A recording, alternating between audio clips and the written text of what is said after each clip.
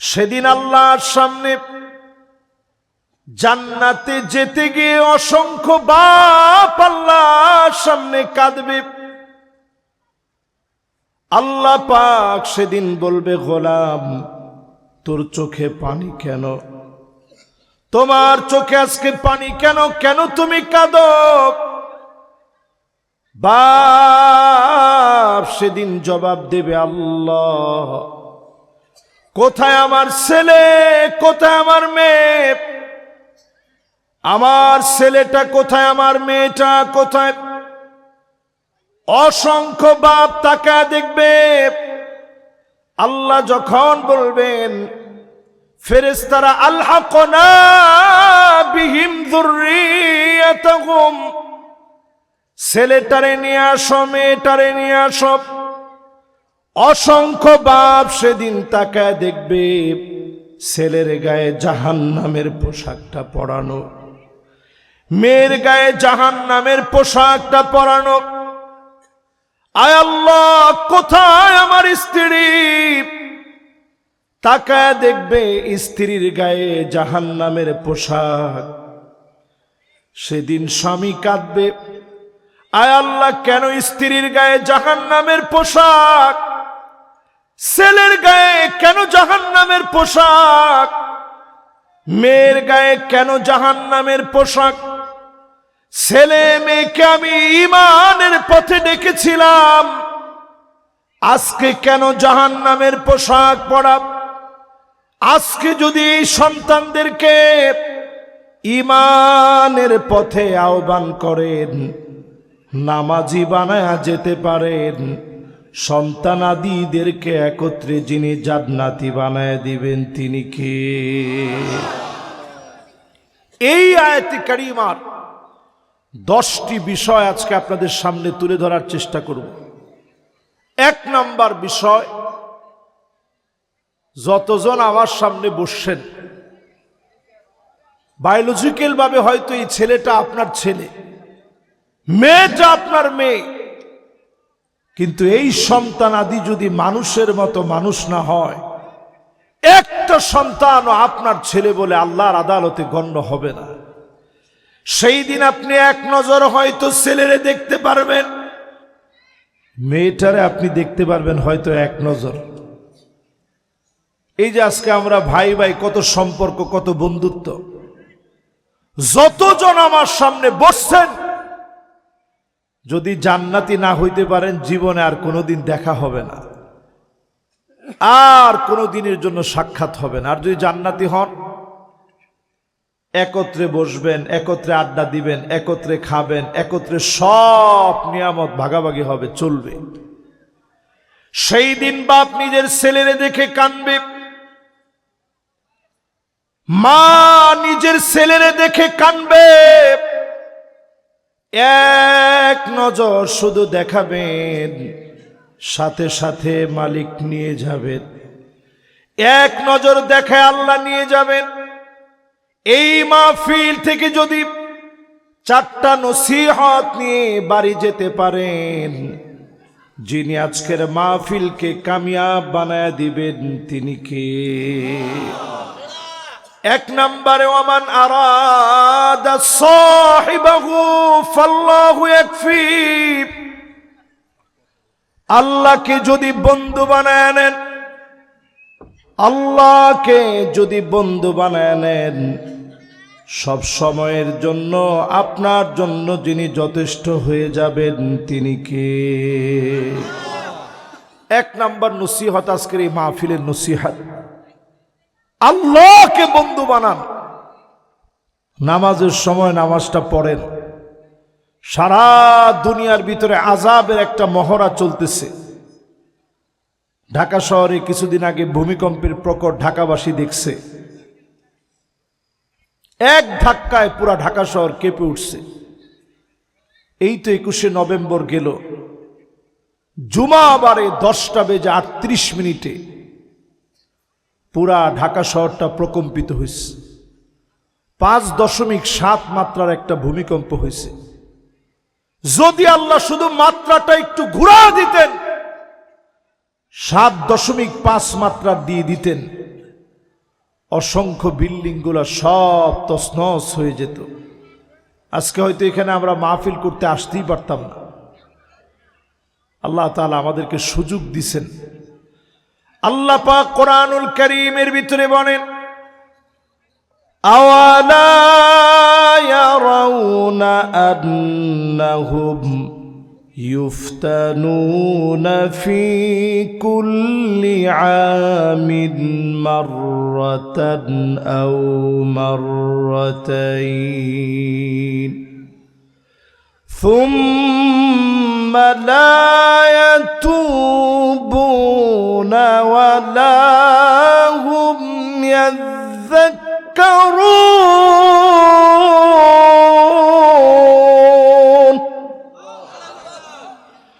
প্রত্যেকটা বছরে আল্লাহ রাব্বুল আলামিন একবার অথবা দুইবার আল্লাহ শাস্তি দেন। আল্লাহ পাক একবার অথবা দুইবার প্রত্যেক বছরে পরীক্ষা নেন।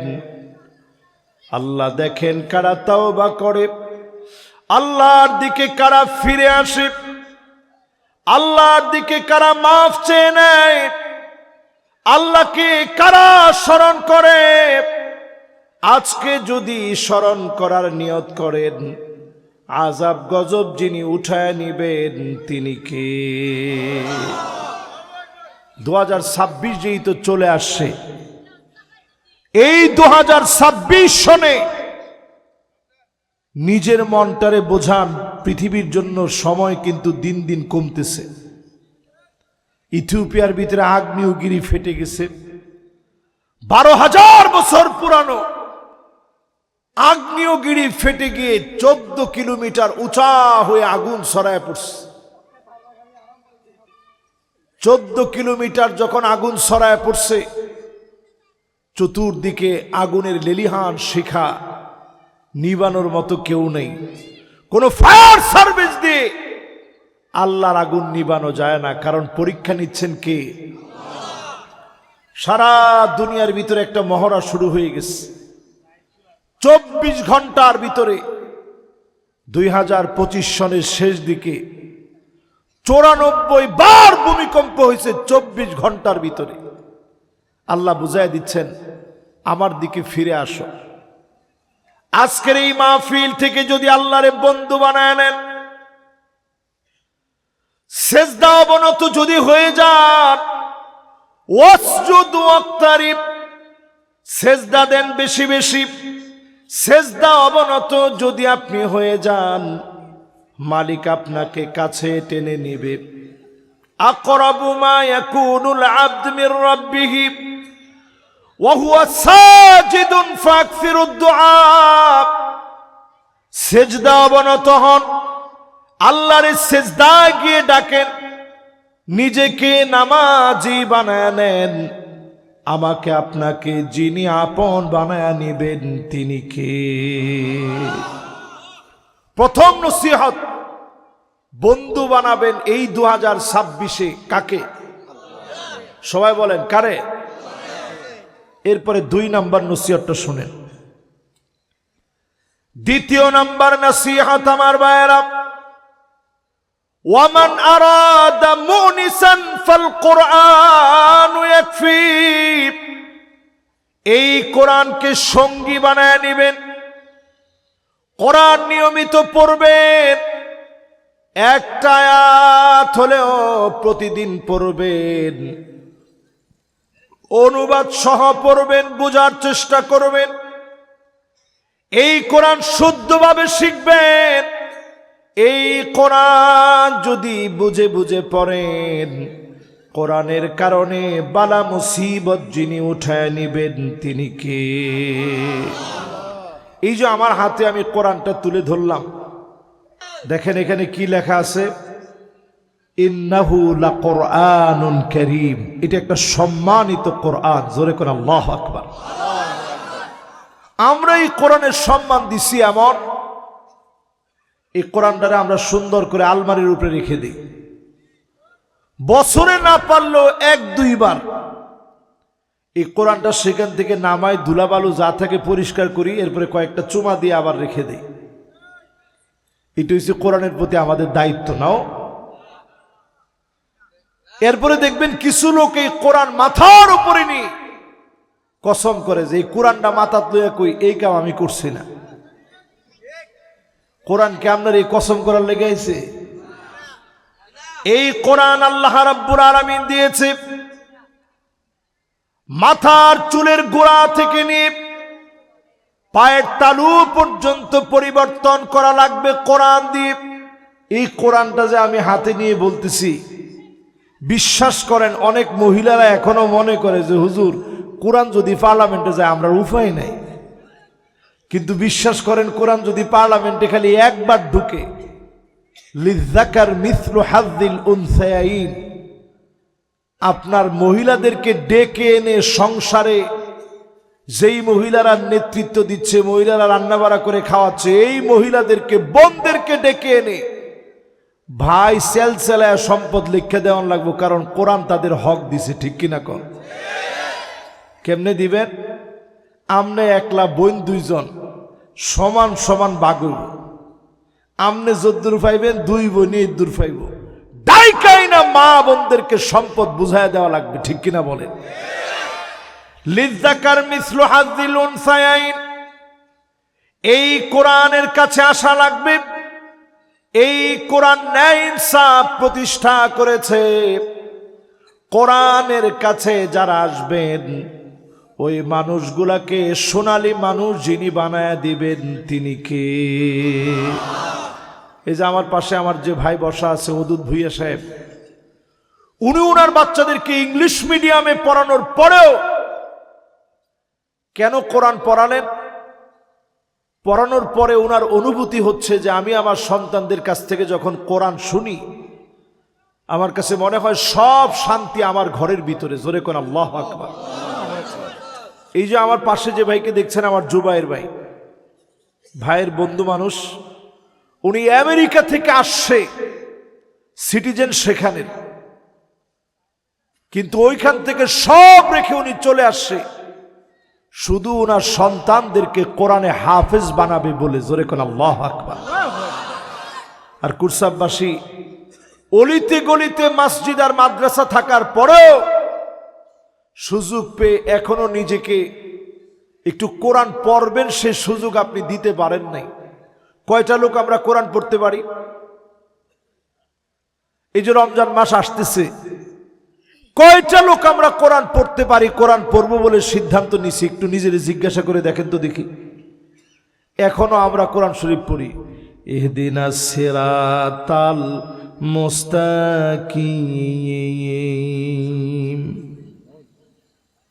এই সাঙ্গ কোরআন পড়ার দশা। তাহলে চিন্তা করেন 15 বছরে যদি আপনি বালেগ হন, এখন যদি আপনার 60 বছর হয়, ইসলামের বয়স হয়ে গেছে 45 বছরের উপরে, ঠিক না? কিন্তু কোরআনের একটা সূরাও আপনি শুদ্ধ করে পড়েন নাই, কেমনে আল্লাহর কাছে গিয়ে জবাব দিবেন? একটু হিসাব করেন। নবীজির কাছে একজন সাহাবী আসছে, বয়স 85 থেকে 90 হবে। এখানে বসা আছেন, একজনের বয়স 85-90 হয়েছে, এরকম আছেন? দেই কেউ আসেনি। আগে কয় না, যে না কইছে এর বয়স 15-20 হইব। একজন আছেন যার বয়স 85 থেকে 90 হয়েছে? একটাও নাই। মানে এই বয়সে এখন ঘরের তে বাড়াইব, এই সাহস করণ যায়? তাহলে চিন্তা করেন, 85 থেকে 90 বছরের একজন নবীজির কাছে আসছেন, এসে বলতেছেন নবীজি কিছু একটা শিখায়া দেন। নবীজি বললেন ঠিক আছে তুমি পড়ো, আলিফ লাম রা।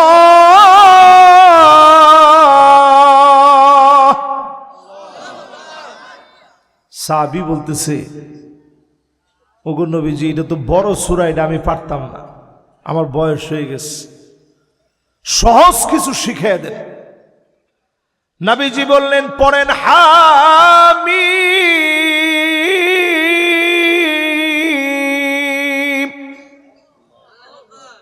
সাহাবী বলতেছে নবী এটাও আমার কাছে কঠিন লাগে। সহজ কিছু আপনি আমারে শিখিয়ে দেন। নবীজি বললেন ঠিক আছে তাইলে পড়েন।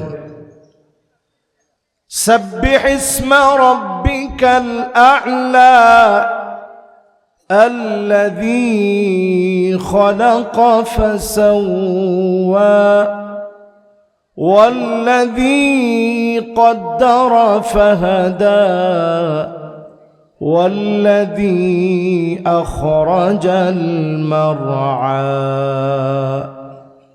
সাহাবী বলতেছে ইয়া রাসূলুল্লাহ, এইটাও আমার কাছে কঠিন লাগতেছে, আরো সহজ কিছু একটা শিখিয়ে দেন।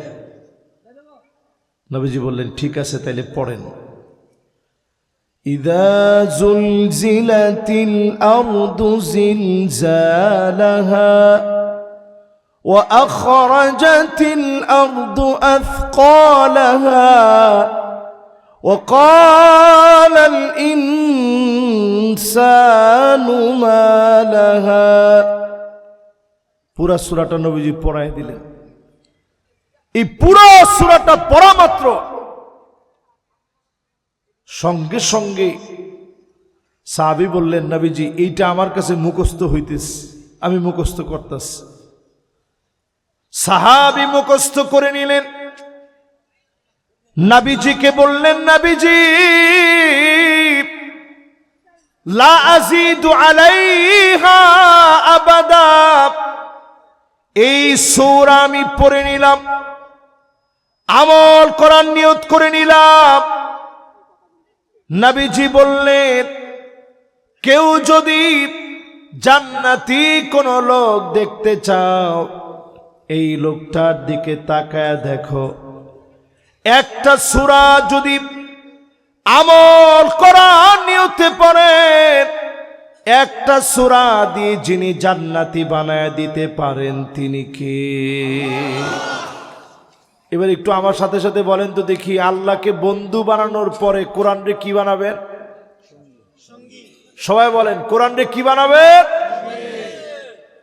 তাহলে কোরআন রে যদি সঙ্গী বানাইতেই হয়, আজকে থেকে নিয়ত করেন কোরআন পড়বেন। এই যে আপনাদের পাশে যে মসজিদ আছে, যে এখানে আমি নামাজও পড়ছি, এখানে না মসজিদটা? এই মসজিদের যিনি ইমাম সাহেব আছেন কোনজন? ও ইমাম সাহেব হুজুর অসুবিধা নেই, দায়িত্বে আছে। আজকে যেহেতু আপনাদের মেহমানদারির ব্যবস্থা আছে, এই জন্য অনেক দায়িত্ব আছে। তো ইমাম সাহেব হুজুরের যদি আপনারা জিন্দিগিতে একদিন গিয়া ধরতেন যে ইমাম সাহেব হুজুর একটু কোরআনটা শিখতে চাই, এই রমজান আসার আগে টার্গেট নেন 2026 ভয়াবহ একটা বৎসর হবে। 25-এর চাইতে যা দেখছেন আরো ভয়াবহ হবে। যদি বাঁচতে চান আল্লাহর কোরআনের দিকে আসেন। রমজান আসার আগেই নিজের কোরআন তেলাওয়াতটা শুদ্ধ করার চেষ্টা করেন। রাজি আছেন ইনশাআল্লাহ? সবাই একটু কন্ত রাজি আছেন ইনশাআল্লাহ? ইনশাআল্লাহ। তাহলে গেল আমার 2 নাম্বার নসিহত, এখনো 2 নাম্বারটা চলতেছে। 2 নাম্বার নসিহতে আমার ভাইয়েরা, নবীজির সামনে দিয়ে যাচ্ছেন অন্ধ একজন ব্যক্তি। নবী করিম সাল্লাল্লাহু আলাইহি ওয়াসাল্লাম তেলাওয়াত করতেছিলেন, আম খুলিকু মিন গায়রি শাইইন আম হুমুল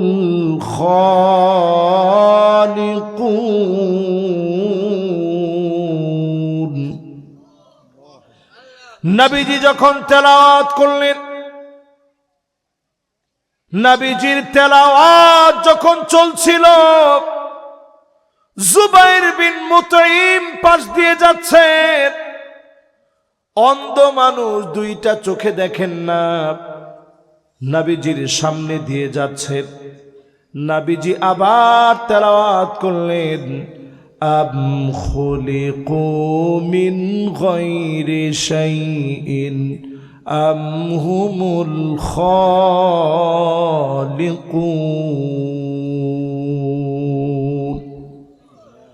অন্ধ মানুষ জুবাইর বিন মুতঈম ভিতরে ভিতরে এমন ভাবে আয়াত গেঁথে গিয়েছে, তিনি বলা শুরু করলেন, আহারে আমি তো আমার চোখটারে বানাতে পারি নাই, আল্লাহ চোখ দেয় নাই বিধায় একবারের জন্য দুনিয়া দেখতে পারলাম না। নবীজির কাছে এসে বললেন, ওগো নবীজি, আমার কাছে মনে হচ্ছে কাদা কলবি ইয়াতিরু লিল ইসলাম। ইসলাম নামক বিশাল আকাশের ভিতরে আমি মনে হয় ক্ষুদ্র একটা পাখি হয়ে গেলাম। এদিক সেদিক আমি উড়ে বেড়ালাম। আর দেরি করতে চাই না, এখনই আপনি কালেমা পড়ায় দেন, লা ইলাহা ইল্লাল্লাহু মুহাম্মাদুর রাসূলুল্লাহ সাল্লাল্লাহু আলাইহি সাল্লাম। একটা আয়াতের মধ্য দিয়ে মানুষের জীবন পরিবর্তন হয়ে গেছে। আজকে কোরআন আমাদের চোখের সামনে। এই কোরআন যদি আমরা পড়া শুরু করি, অনুধাবন করা শুরু করি, এখান থেকে উঠার আগেই শুধু সিদ্ধান্ত নেন, যিনি আমাদেরকে কবুল করে নেবেন তিনি কে? কোরআন সবচেয়ে সহজ। কোরআন সবাই সহজেই পারে। আরব দেশে গেলে যেমন আরবি ভাষা আপনারা পারেন, কুরসাবের এক লোক গেছে ইয়াতে, ওমানে। কুরসাব নাও হইতে পারে, কুমিল্লার যে কোনো এলাকার। আমি ওনারা জিজ্ঞাসা করি না যে আপনার বাড়ি কুরসাব না সান্দিনা না কোন জায়গায়।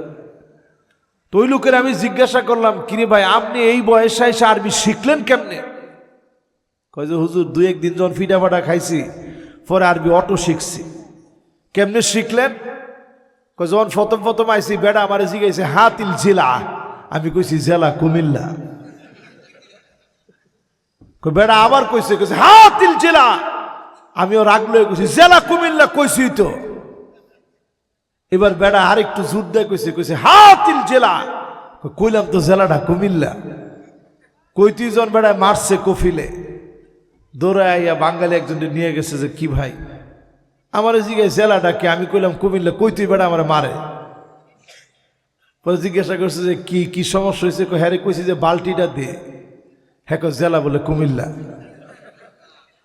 তো একটু চিন্তা করেন, যদি দুই একবার মার খাওয়ার পরে যদি আপনি আরবি ভাষা যেটা জিন্দিগিতে জানতেন না, যদি জানতে পারেন, আল কোরআনের ভাষা যদি আজ থেকে নিয়ত করেন, এই কোরআনকে যিনি সহজ করে দিবেন তিনি কে? 3 নাম্বার নসিহত আমার ভাইয়েরা, ওয়ামান আরাদা মুনিসান ফাল কুরআনু ইয়াকফি। এরপর 3 নাম্বার নসিহত, ওয়ামান আরাদা গিনান ফাল কিনাআতু তাকফি। যদি আপনি ধনী হতে চান, অল্পে তুষ্ট হয়ে যান, আপনাকে আমাকে যিনি ধনী বানায়া দিবেন তিনি কে? এই যে আপনার একটু আল্লাহ বলে যে আওয়াজটা করলেন, আর একটু জোরে একটু আল্লাহ ডাক দিয়া বলেন তো আল্লাহ। আল্লাহর নামটা নিতে আপনাদের খুব কষ্ট হইতেছে, আমার কাছে মনে হইতেছে। এইখানে অনেক দিন ধরে মাহফিল হয় না, এই যে একটা গ্যাপ হয়েছে, এই গ্যাপ ইনশাল্লাহ সামনে থেকে আর দেওয়া যাবে না। আগামী বছর থেকে দৈরা বাইন্দা হইলেও আপনি করে মাহফিলে বয়াইতে হবে। আপনাদের মধ্যে বিরাট গ্যাপ ধরে লাইছে, ঠিক না? ঠিক না?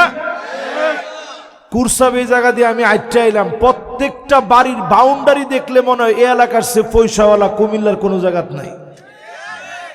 কিন্তু এইরকম একটা মাঠ মাহফিল সারা ছিল বিগত অনেকগুলা বছর। এখন আর আমগোর মধ্যে কোনো কার্য ঝগড়া নাই, প্রত্যেক বছর মাহফিল হবে ইনশাআল্লাহ। কোন রাজি আছেন? তাহলে জোরে একটু আল্লাহ ডাক দিয়া কোন আল্লাহু আকবার। এবার একটু আমার সাথে সাথে থাকেন। 3 নম্বরে, যেই লোকটা ধনী হতে চায় সেজন্য অল্পে তুষ্ট হয়। এখন অল্প খাইলেও আমগো পেট ভরে না, ভরে ফুলা পানে অল্প খাইলে কি একটু বয়স হলে অল্প আমরা খাইতে চাই না, বেশি খাওয়ান লাগবে, ঠিক নেই? অল্পে তুষ্ট হয় না, অল্পে আমাদের মন ভরে না। অল্পে যদি তুষ্ট হয়ে যান, অল্পে যদি সন্তুষ্ট হয়ে যান, আপনাকে যিনি ধনী বানায় দিবেন তিনি কে? এবার একটু চিন্তা করেন, আল্লাহ আমগরে কত দিছে। আমার ভাইয়েরা, আমার বন্ধুরা, অল্পে তুষ্ট হতে শিখেন, অল্পে মন ভরায় নেন। অনেক লাগবে, আরো লাগবে, বেশি লাগবে, এটা আপনাকে এমন বানায় দিবে, কবরের মাটি ছাড়া আপনার মন ভরবে না। আমার নবীজি আমার ঘরের মধ্যে আসতেন ফজরের নামাজের পরে, নামাজ পড়ে জিকির আজকার করে সূর্য ওঠার পরে হারাম ওয়াক্ত শেষ হলে ইশরাকের নামাজ পড়ে নবীজি ঘরের মধ্যে আসতেন। আম্মা জানদেরকে বলতেন, কোনো খাবার কি আছে? একটু খাবার দাও তো। আম্মা জানরা বলতেন, ওগো নবীজি, ঘরের মধ্যে কোনো খাবার নাই। নবীজি বলতেন, যাও, কোনো আফসোস নাই, আজকে আমি রোজা রেখে ফেললাম। এক ডুব পানি নবীজি খান নাই। সাহারিতে একটা খেজুরও নবীজি পায় নাই। সকাল বেলায় নবীজি একটা খেজুর পায় নাই। কষ্ট করে নবীজি সাহারি না খেয়ে রোজা রেখে ফেলতেন। আপনাদের কাছে মনে হতে পারে নবীজির কাছে খাবার ছিল না কেন? নবীজি কোনদিন খাবার আল্লাহর কাছে বেশি চায় নাই। সিজদার মধ্যে নবীজি চলে যেতেন। সিজদায় গিয়ে নবীজি আমার আল্লাহর কাছে এমন ভাবে কাঁদতেন। আম্মা জান আয়েশা সিদ্দিকা রাদিয়াল্লাহু তাআলা আনহা বলেন, আজিজুন কাজিজিল মিরজান, ফুটন্ত পানিগুলা টকবক টকবক করে যেভাবে ফুটে, আল্লাহ নবীর ভিতর থেকে টকবক করে কান্নার আওয়াজগুলা বের হতো। আমি আয়েশা আমার কানটারে নবীজির জবানের সামনে নিতাম। কি বলে নবী এত পরিমাণ কান্দে? আমি যখন আমার কানটারে নবীজির জবানের সামনে নিতাম, আমি শুনতাম অন্য কোনো কিছু বলে নবীজি কান্দে না। নবীজি আল্লাহর কাছে কান্দে আর বলে, আল্লাহুম্মা উম্মতি, আল্লাহুম্মা উম্মতি। আল্লাহ, আমার উম্মত বলে নবীজি কাঁদতেন। সিজদার মধ্যে গিয়ে নবীজি কাঁদতেন উম্মতি উম্মতি বলে। শুধু তাই না, নবীজি পুলসিরাতের কিনারায় দাঁড়ায় থাকবে। আমাদের অবস্থা কি হবে? পুলসিরাত মানুষ তিন ভাবে পার হবে। এক ভাগ পার হবে পায়ে হেঁটে হেঁটে হেঁটে হেঁটে পার হবে। আরেক ভাগ পার হবে মাথা নিচের দিকে দিয়ে দিবে, পা গুলা উপরের দিকে দিয়ে দিবে। এই চেহারা কেটে ফেটে চৌচির হয়ে যাবে। আর আরেক গ্রুপকে আল্লাহ পাক জান্নাতি আরোহণের ভিতরে ছড়ায় দিবেন। তারা যখন পুলসিরাত পার হতে নিবে, নিচ থেকে জাহান্নাম একটা ডাক দিয়ে বলবে, জুজিয়া মুমিন ইন্নার নূরাকা ইউতফিউল হাবিব। ও মুমিন, তাড়াতাড়ি তুমি পার হয়ে যাও, তোমার আলোর কারণে জাহান্নামের আগুন নিভে যাচ্ছে। এই হচ্ছে মুমিনের অবস্থা। আর নবীজি পুল সিরাতের কিনারায় দাঁড়ায় দাঁড়ায় কাঁদবে, ইয়া রাব্বি সাল্লিম, ইয়া রাব্বি সাল্লিম। ও মালিক, উম্মতের একটু শান্তি দিয়া দেন, উম্মতের একটু মাফ করে দেন। নবীজি আল্লাহর কাছে তখন কাঁদবে, নবীজির দোয়ার কারণে যিনি আমাদেরকে মাফ করে দিবেন তিনি কে? এবার একটু আমার সাথে সাথে বলেন তো দেখি, অল্পে তুষ্ট হইতে রাজি আছেন ইনশাআল্লাহ? যদ্দুর আল্লাহ দিবে বলবেন আলহামদুলিল্লাহ, আল্লাহ অনেক দিছে। দুনিয়ার ভিতরে চার জিনিস পাইলে সব পাইবেন। এই যে দেখেন আমার সামনে ও বসাস, ও কিন্তু দেখেন আমার মতো চোখ আছে, আমার মতো কান আছে, আমার মতো নাক আছে, ঠোঁট আছে, সব আছে, কিন্তু আল্লাহ তাআলা তারে মেধাটা ওই রকম দেয় নাই। এই বাচ্চার মা বাপ যদি দুনিয়া থেকে চলে যায়, এই বাচ্চা বুঝবে যে এই পৃথিবীটা কত কঠিন। এই যে এখানে বসা আছে, আপনি একটু তাকায় দেখেন, ও আমাদের মতোই মানুষ, সব কিছু স্বাভাবিক, কিন্তু আল্লাহ তাআলা তারে আমাদের মতো বুদ্ধিটা দেয় নাই। কেউ তারপরেও বৈশা মাহফিলটা শুনতেছে। এরকম আল্লাহ আপনারা আমারে বানাইতে পারতো না ভাই? পারত। আল্লাহ আপনারা আমার এরকম বানায় নাই। এই শুকরিয়া আদায়ার্থে আল্লাহর দিকে আসেন, এই সময় আল্লাহরে ডাকেন। 4 নাম্বার নসিহত, ওয়ামান আরাদাল ওয়া'দা ফাল মাউতু ইয়াকফি। আজকে থেকে এই নসিহত মনের ভিতরে বসায় নেন। কেউ যদি ওয়াজ শুনে জীবন পরিবর্তন করতে চায়, আপনার মৃত্যু হবে, এই বুঝ আপনার ভিতরে জাগ্রত করে নেন। একদিন আপনি মরে যাবেন, কবর আপনার ঠিকানা হয়ে যাবে। আপনার ছেলের সামনে আপনি চলে যাবেন, মেয়ের সামনে থেকে চলে যাবেন, সবার চোখে পানি থাকবে, আপনি কবরের বাসিন্দা হয়ে যাবেন। মানুষকে যখন কবরে রাখা হয়, হাত্তা ইয়াসমা সিমাআন আলাইহি, পায়ের আওয়াজগুলা মুর্দা শুনতে পায়, কাউরে আর আটকায় রাখতে পারে না। কবরে আপনাকে একা একা যাওয়া লাগবে। জীবন পরিবর্তনের জন্য খুব বেশি ওয়াজ লাগে না, শুধু এতটুকুন মনে বোঝার, একদিন আমারে চলে যাওয়া লাগবে, যার সামনে গিয়ে হাজিরা দেওয়া লাগবে তিনি কে? এই 4টা নসিহত দেখি কয়টা আপনাদের মনে আছে। 1 নাম্বারটা কি বলেন তো দেখি? মাশাআল্লাহ, কেডা কইছে দেখি এটা? মাশাআল্লাহ। এবার সবাই মিললে একটু কন্ত 1 নাম্বারটা কি? আল্লাহরে বন্ধু বানায়েন। 2 নাম্বারটা কি? কোরআনকে সঙ্গী বানানো, 2 নাম্বার। 3 নাম্বারটা কি?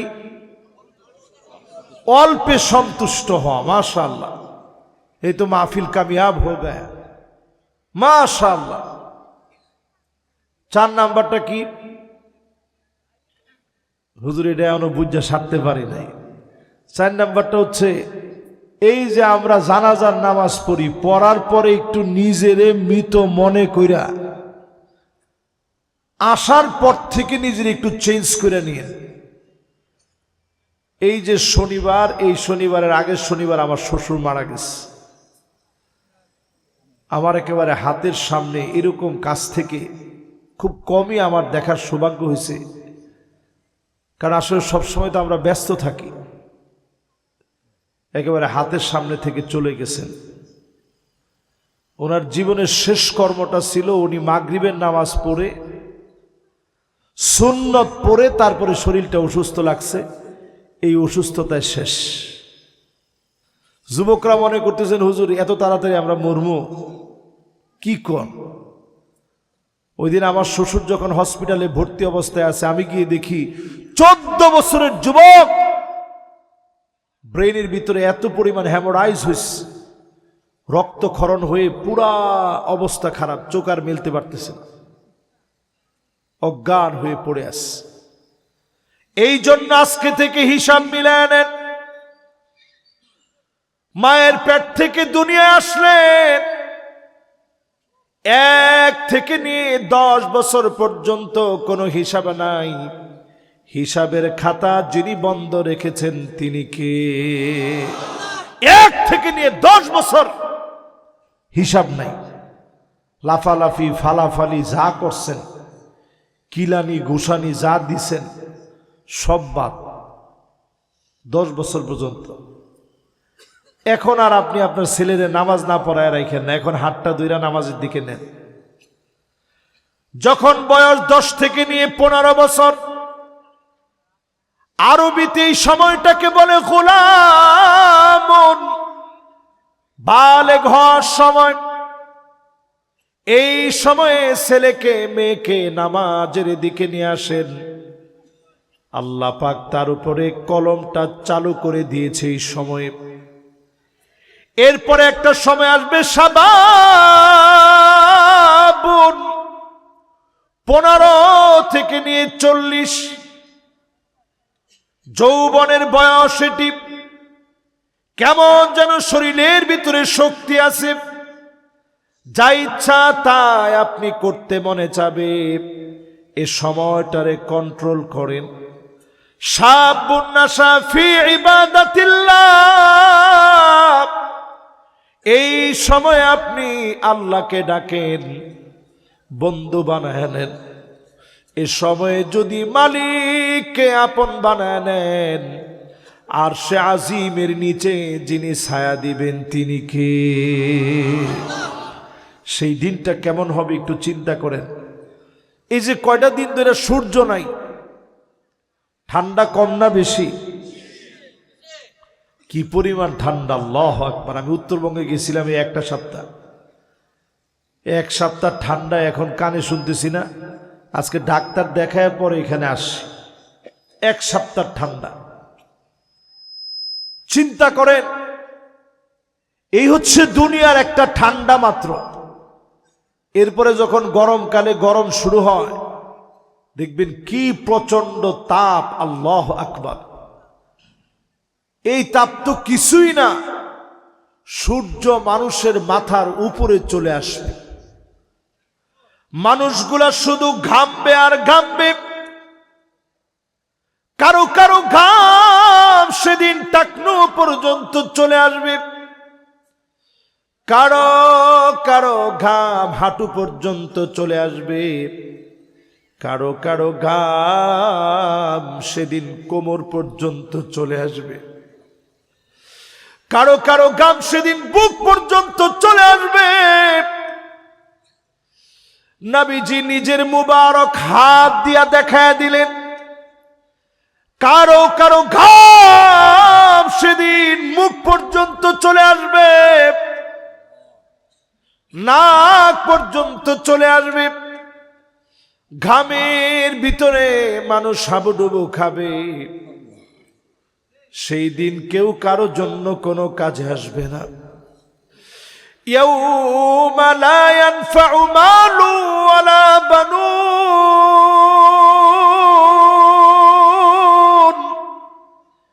ইল্লা মান আতাল্লাহা বিকলবিন সালিম। সেই দিন কেউ কারো জন্য কোনো কাজে আসবে না। নিরাপদ মন নিয়ে যদি আল্লাহর সামনে দাঁড়াতে পারেন, আপনাকে যিনি মাফ করে জান্নাতি বানায় দিবেন তিনি কে?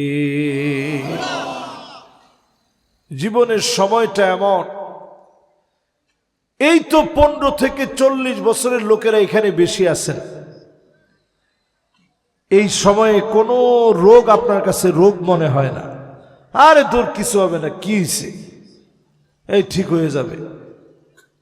এই সময়টা মানুষ চির উদ্যমী থাকে।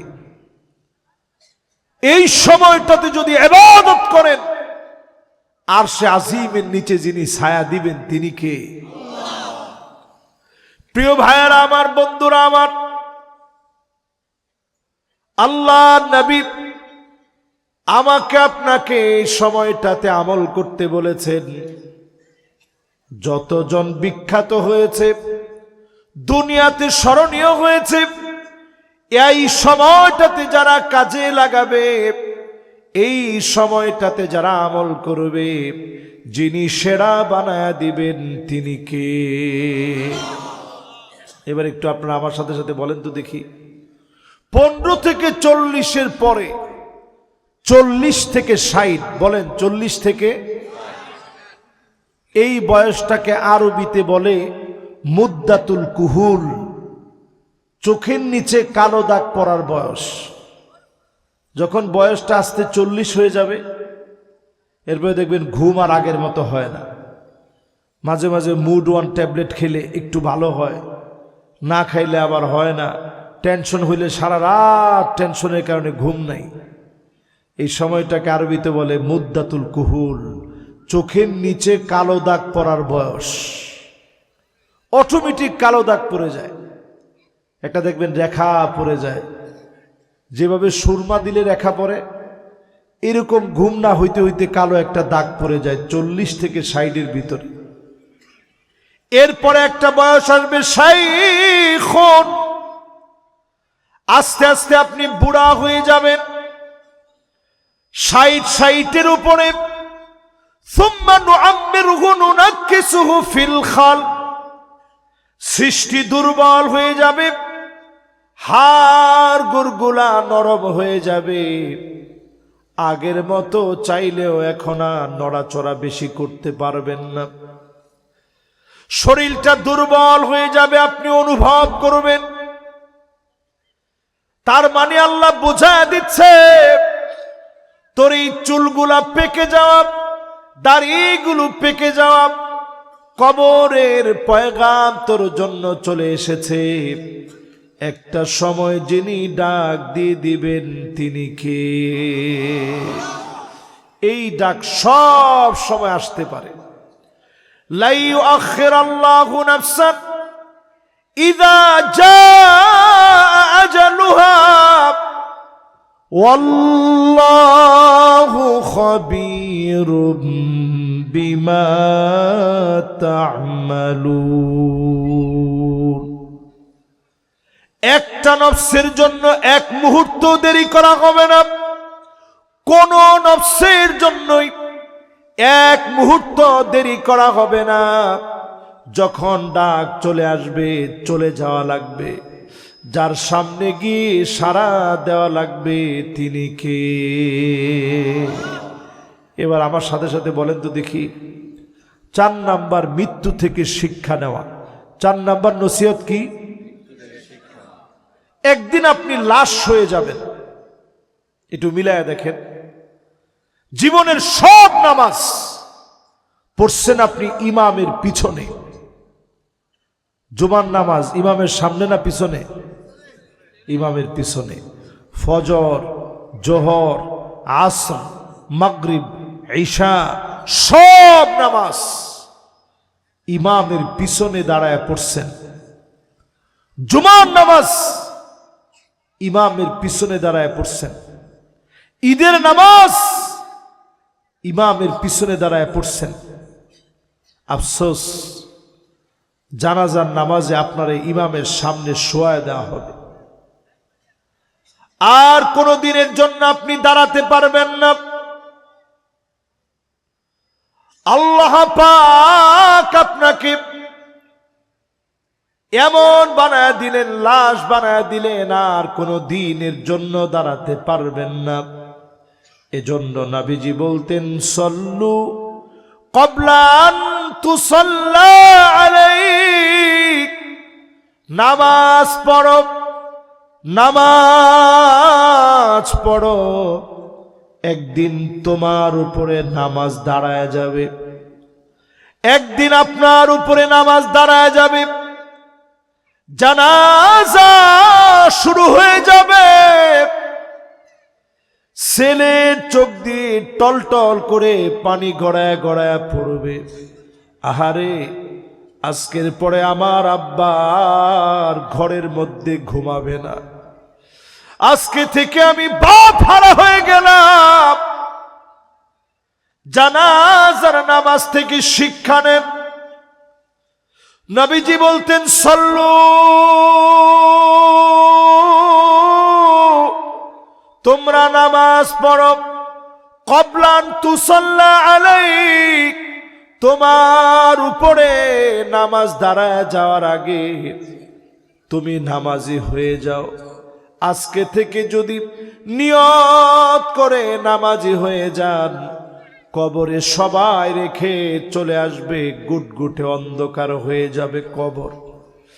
সেই কবরের ভিতরে লোকটা তাকায় দেখবে কে যেন আলো হয়ে চলে আসে। নামাজ বলবে, নূরুন ওয়া বুরহানুন ওয়া নাজাত, আমি তোমার জন্য আলো হয়ে অন্ধকার কবরের মধ্যে জ্বলে গেলাম, তোমার জন্য কবরে আমি সাক্ষী হয়ে দাঁড়ায় গেলাম, মালিকের সামনে নাজাতের ফয়সালার জন্য সুপারিশ করব। নামাজের সুপারিশের কারণে যিনি আমাকে আপনাকে কবরে আলোকিত বানায় দিবেন তিনি কে? তাহলে একটু কত দেখি, নামাজ পড়তে রাজি আছেন ইনশাআল্লাহ? এই 2026 যেন বেনামাজিদের জন্য না, নামাজিদের জন্য যেন হয়, ইনশাআল্লাহ পড়ে। এই যে আমাদের মসজিদ, খালি টেহা দিয়া মসজিদ সুন্দর বানায় না, নামাজিদেরকে মসজিদে ঢুকা এই মসজিদটারে আবাদ করার জন্য চেষ্টা করেন। রাজি আছেন না ইনশাআল্লাহ? এই 4টা নসিহতের পরে যে আয়াতে কারিমা দিয়ে নসিহতটা শুরু করছিলাম, সেই দিন বাপ কাঁদবে জান্নাতের সামনে দাঁড়ায়। ওয়াজকে একটু শুনবেন না, এনি শেষ একটু চলতো কয় মিনিট? 1 ঘন্টা খেলা কইছি। মাশাআল্লাহ, দেখছেন তুমি টিয়া লয়ে যাও আমার কাছ থেকে। হ্যাঁ ঠিক আছে, মাশাআল্লাহ। হ্যাঁ 1 ঘন্টা শুনবো, লিল্লাহি তাকবীর। এ যদি 1 ঘন্টা শুনে, আপনি কয় ঘন্টা শোনা দরকার কর? এর কোনো হিসাব নাই, জানেন? ওর হিসাবের কলমটা বন্ধ। এ দুষ্টামি করলো, এর কোনো হিসাব নেই। আপনি কি মনে করছেন? হ্যাঁ, নামাজ না পড়লো, এর কোনো হিসাব নাই। এবার আপনি একটু নিজে একটু জিজ্ঞান, এবারে 5 ওয়াক্ত নামাজ পড়ে এর হিসাব আছে? আল্লাহু আকবার। আর আপনি যে নামাজটা ছাইরা দেন, খুব বুদ্ধিমান আপনি, আপনার ঘাটটা মটকা লাইতো না। আল্লাহু আকবার। আমি যে হেরে বারবার হের দিকে তাকাইছি, হের লয়ে কথা কইছি, আপনি বুঝছেন? এর কোনো হিসাব নাই। আর আমার কাইকে কাইকে হিসাব, আপনাকে কুমিল্লার ভাষায় কয় কাইকে কাইকে কি, ঠিক না? আমার প্রত্যেক কদমে কদমে হিসাব, ওর কোনো হিসাবই নেই। এরপরেও যদি ও নামাজ পড়ে, আমার আপনার নামাজের খবর কি একটু চিন্তা করে? সেই দিন বাপ কাঁদবে, আল্লাহ কোথায় আমার ছেলে, কোথায় আমার মেয়ে?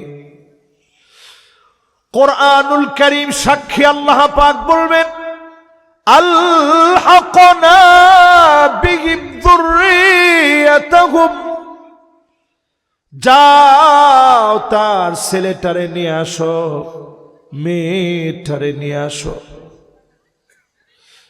সেদিন অনেক বাপ তাকায় দেখবে ছেলের গায়ে জাহান্নামের পোশাক, মেয়ের গায়ে জাহান্নামের পোশাক। আজকে যারা মেয়েরে প্যান্ট শার্ট পরাচ্ছে, দুনিয়ার ভিতরে আপনি জাহান্নামের পোশাকের প্রতিযোগিতা লাগিয়েছেন। সেদিন তাকায় দেখবে ছেলের গায়ে জাহান্নামের পোশাক। অনেকে শখ করে ছেলের স্বর্ণের চেইন কিনে দেয়, ঠিক নেই? মোটা মোটা চেইন গলার ভিতরে পড়ছে, মানে টাকা পয়সা আছে বিধায় যেমনে পারেন জাহান্নাম কিনে দেন, মোটা মোটা চেইন। এই যে আমার অদূত বইয়া দেন, তার ছেলেও বসাস, চেইন আছে গলায়, ওনার স্বর্ণের বিজনেস আছে। তুমি তো ইচ্ছে করলেই পারতেন এরকম 1.5 ভরি ওজনের একটা গলার মধ্যে দিয়ে রাখলে ভালো দেওয়া যেত না? বিশাল একটা ধনী ধনী ভাব মনে হইতো নাকি? হাতের ভিতরে একটা ব্যাসলাইট, বাপরে বাপ কিছু একটা। আমি আঙ্গুলের ভিতরে 3টা স্বর্ণের আংটি। এরকম যারা দিছেন আজকে থেকে ফিরে আসেন। কত বাপ আল্লাহর সামনে সেদিন কাঁদবে, আল্লাহ কোথায় আমার ছেলেটা? কত বাপ কাঁদবে, কোথায় আমার মেয়ে? সেই দিন মালিক ডাক দিয়ে বলবে, আলহাকনা বিহিম যুররিয়াতাহুম। স্ত্রীর দিকে তাকায় স্বামী কাঁদবে, আল্লাহ আমার স্ত্রীটা কেন জাহান্নামী হয়ে গেল? এক নজর দেখায়া আল্লাহ পাক সেদিন নিয়ে আসবেন। জান্নাতীর কান্না সেদিন থামবে না। আর যদি আমরা সবাই জান্নাতি হয়ে যাই, আজকে এই কুরসাপের মাহফিলে যেমন একসঙ্গে বসলাম, সেই দিন মালিক আমাদেরকে বসায়া দিবেন, দেখা করায়া দিবেন। জান্নাতি হলে যিনি আমাদেরকে দেখা করায় আনন্দিত বানায় দিবেন তিনি কে? আমি পড়াশোনা শেষ করে যেই দিন মিশর থেকে বিদায় নিয়ে চলে আসতেছি, আমার খুবই কাছের একটা বন্ধু ছিল সোমালিয়ান। তো গেটের মধ্যে দাঁড়ায় আছে, আমি ফজরের নামাজের পরে বিদায় নিয়ে আসতেছিলাম। 5 বছরের ভিতরে আমি একবারও আসি নাই, শেষ করে তারপরে পড়াশোনা শেষ করে আসছি। তো যখন বিদায় নিচ্ছিলাম, সোমালিয়ান মোহাম্মদের সাথে আমার দেখা হইল। তো দেখে আমি কেঁদে ফেলছি যে দোস্ত আর তো কোনোদিন দেখা হবে না, গেলাম, আমারে মাফ করে দিও। তো মোহাম্মদ আমারে বলতেছে, আরে এটা কি কথা কো? দুনিয়ার জীবনে যদি কোনোদিন দেখা নাও হয়, আল্লাহর জান্নাতের দরজায় দেখা হয়ে যাবে। এই কথাটা আমার ভিতরে এমন ভাবে গেঁথে গেছে, আমি ওই যে এয়ারপোর্ট থেকে নিয়ে বাসায় আসতেছি, ট্রানজিট সহ বিমানের পুরা পথে আমি শুধু কাঁদছি আর মনে করছি, আহারে এই তো সত্যি। যদি একবারের জন্যে নিজের আমল বা আমলি বানায় নিতে পারি, তাইলে দুনিয়াতে যারা বন্ধু ছিল, আমলি বন্ধু হওয়ার কারণে একসঙ্গে আমরা জান্নাতে দেখা করব। জোরে কোন আল্লাহ। আর যদি আপনি নেককার না হন, আর কোনো দিনের জন্য দেখা হবে না। বন্ধুদের জন্য এত পাগল আপনি, ওই বন্ধু বেনামাজি হলে আর কোনোদিন দেখা হবে না। এই বন্ধু যদি নামাজি হয়, আপনিও যদি নামাজি হন, যদি আপনিও জান্নাতি হন, বন্ধুও জান্নাতি হয়, জান্নাতে যিনি দেখা করায় দিবেন তিনি কে? তাহলে আজকে থেকে কি আমরা একটু জান্নাতি হইতে রাজি আছি ইনশাআল্লাহ?